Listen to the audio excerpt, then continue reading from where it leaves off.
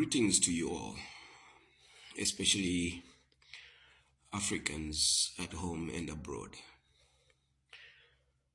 When I say Africans, I mean people like me. You have a tendency to criticize your leadership. You have bought into this negative narrative, fictitious negative narrative about how bad your leaders are.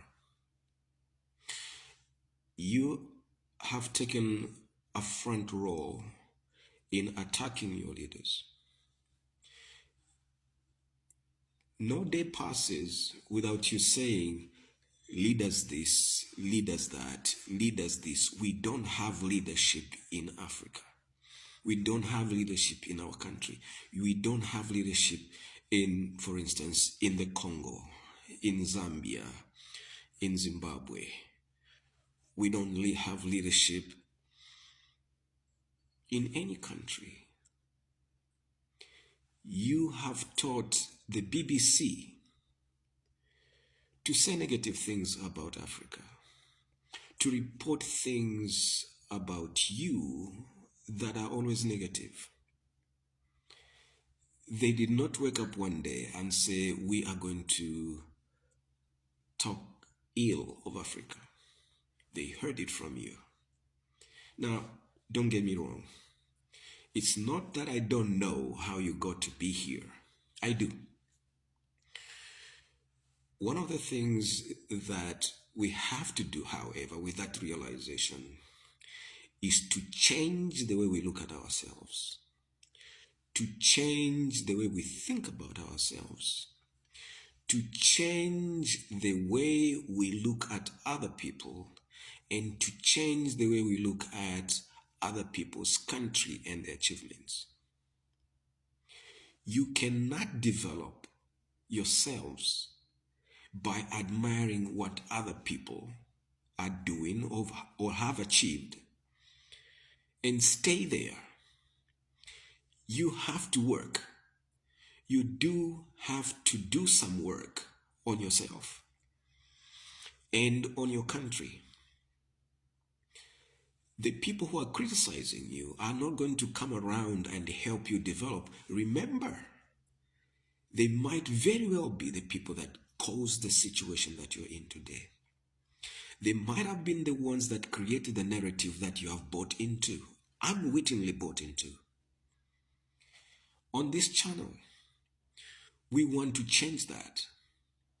We want to change the way Africans think about themselves.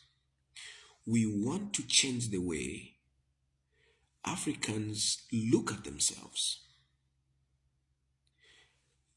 The leaders that you blame for the status and condition in which Africa is, or in which your country is, did not drop from somewhere, did not emerge from some rock somewhere. They emerged from you. They emerged from your communities. They developed their behaviors from your communities. Not by themselves, though, but with you. They are not corrupt on their own. No one can be corrupt on his or her own. They have to be corrupt with somebody, and this is how it happens. When you found yourself on the wrong side of the law, you went and asked for a favor. And because of who you are, they know you, they work with you, you broke bread with them, they did you a favor. When you approach the judge to rule in your favor, even when you are convinced, fully convinced, that you are on the wrong side of the law, that act was a corrupt act. And you are not the only one. Your neighbor did the same too. Your neighbor to the left did the same too. It became a part of the fabric of your community. And subsequently, it became an acceptable practice in your society. And now you are labeled a corrupt country. You see, you cannot wish good leadership with this kind of behavior. You cannot wish good leadership in existence.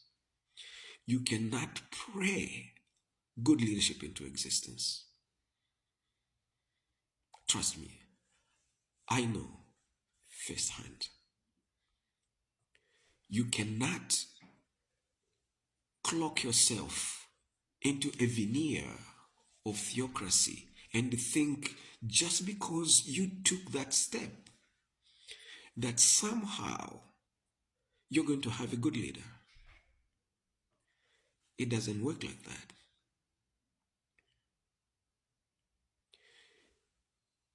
A good leader has to rise from a good background.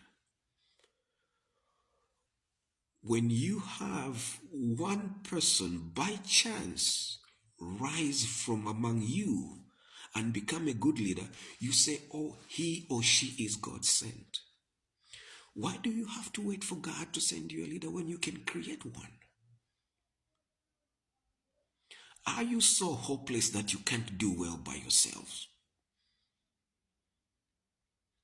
You have to wait on God to send you a leader. 10 years after independence, you're still searching for a good leader. 15 years after independence, you're still searching for a good leader. 27 years, and now 60.